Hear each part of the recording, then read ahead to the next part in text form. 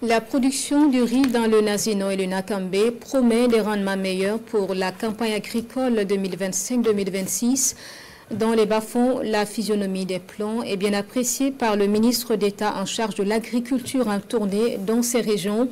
Les exploitants ont manifesté leur reconnaissance au gouvernement pour son appui.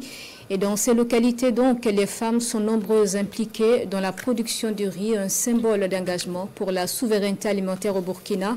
La tournée du ministre avec Salifou Beleme Moussaki.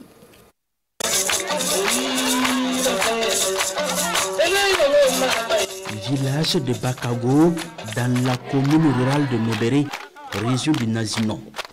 Le ministre d'État, ministre en charge de l'agriculture, est accueilli dans une ambiance de grand jour.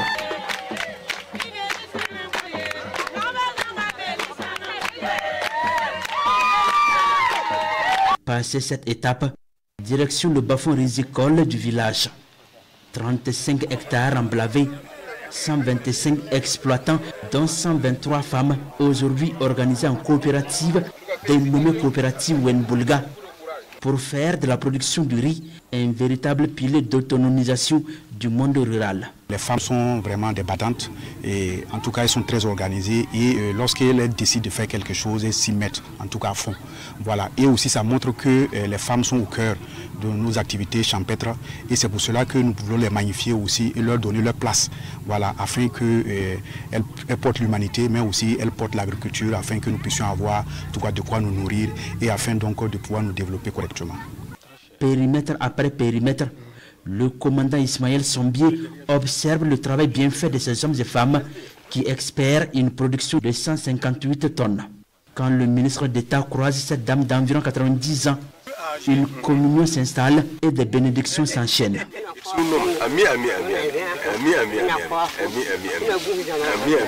Après la région du Nazino, direction le Nakambé.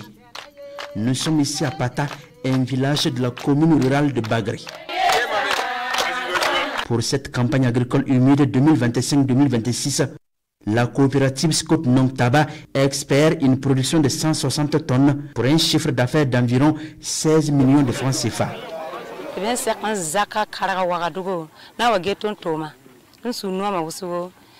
Nous sommes contents de la visite du ministre.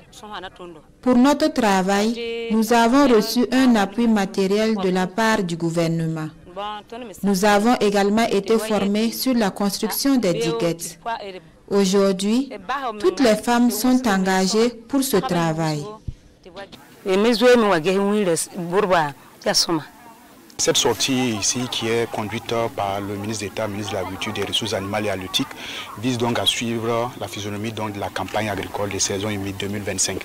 Alors dans deux régions, notamment le Nazino et le Nakambé, nous avons pu visiter deux exploitations de riz, voilà, qui se portent assez bien. Et cela, en tout cas, a des motifs de satisfaction au regard de tous les efforts que le gouvernement a eu à mettre en œuvre pour que cette campagne se déroule bien.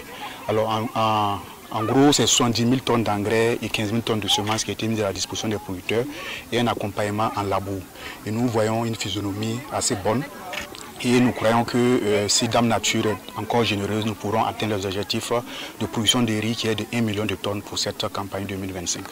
En plus du riz, les autres spéculations comme le sorgho, le niébé et le soja présentent également une bonne physionomie dans les régions du Nazino et du Nakambé.